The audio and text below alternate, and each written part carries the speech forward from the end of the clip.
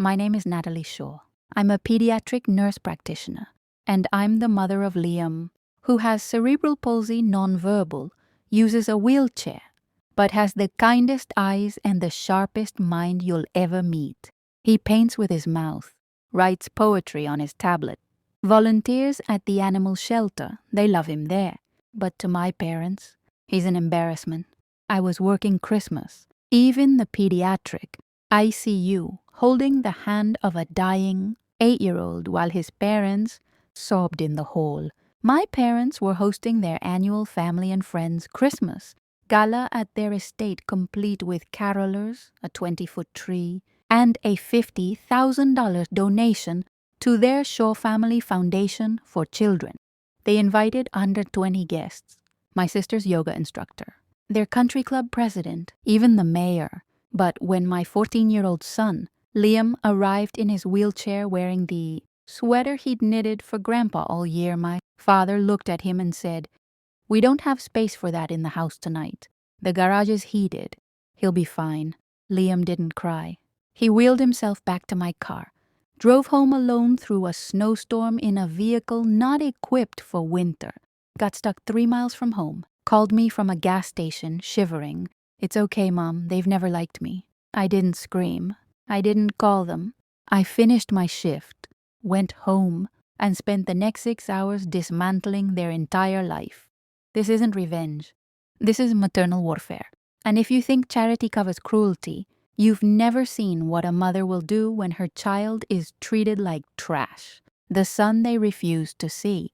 They've never attended his school plays, never learned how to use his communication device. Once, at a family dinner, my mother whispered, "Why didn't you just not have him?" I cut ties for years. But this Christmas, Liam asked, "Can we try again?" I made Grandpa a painting. Maybe he'll like me this time. How do you say no to that? I said yes. Dropped him off at 4 p.m.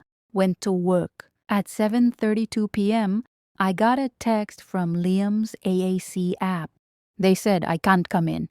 Garage is cozy. I'm leaving. Then a photo. Him in the snow, wheelchair half covered, looking back at the lit-up mansion.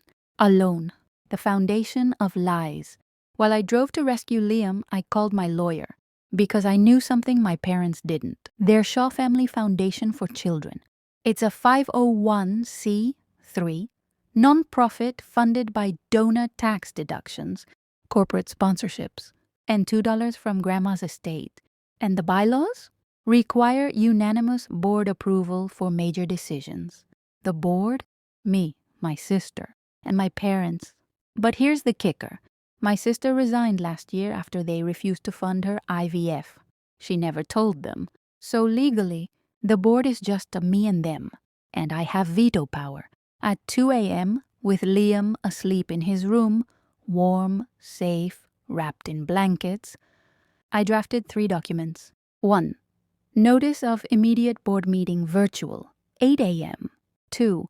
Motion to revoke foundation's tax exempt. Status due to discriminatory practices. 3. Letter to donors, exposing how they use charity funds to host lavish parties while denying their own grandson shelter.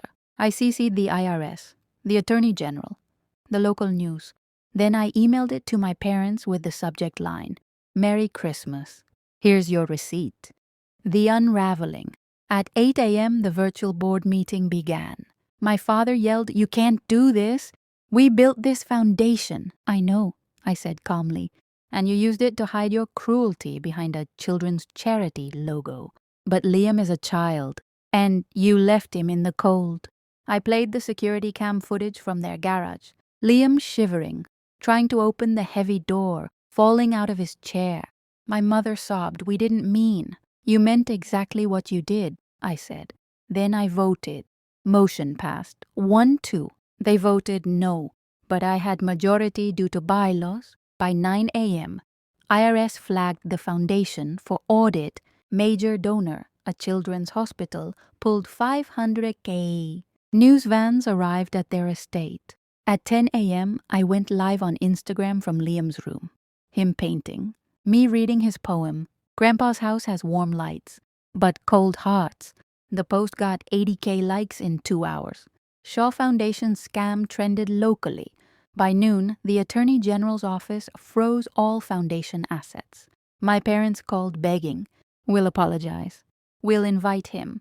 I said, "Too late. You had 14 years. You chose pride over love. Now live with the consequences." The new legacy. 2 weeks later, the foundation was dissolved. All remaining funds, 1.8 were transferred to Liam's Light, a new nonprofit I created. Provides adaptive tech for disabled kids, funds inclusive holiday events, trains families in disability acceptance. Liam cut the ribbon at our first event. Wore a new sweater, this one, from kids who call him hero. My parents. They sold the mansion. Moved to a condo in Florida. No more galas. No more legacy. My sister reached out. "I'm so sorry I didn't stand up for him." Now she volunteers with us every weekend. And every Christmas, we host 100 disabled kids and their families at a resort fully accessible, fully loved. Liam's favorite part? Handing out gifts to kids who've never been seen. Last year he typed, "Mom, this is what family feels like." The truth. I know people will say, "You went too far. It was just one night." But to a child who's spent a lifetime being told he's too much, one night of rejection confirms every fear. And to a mother, it's a declaration of war. Family isn't about blood. It's about who makes space for your whole self wheelchair, AAC device, and all. My parents had a choice. They chose exclusion.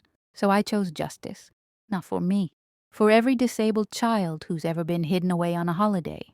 And if you're watching this, working while your family pretends your child doesn't exist, you are not alone. Your love is their arma. And your voice? It's their shield. If this story gave you strength, like, subscribe, and share it with a mother who fights for her child. You're not broken. You're a warrior.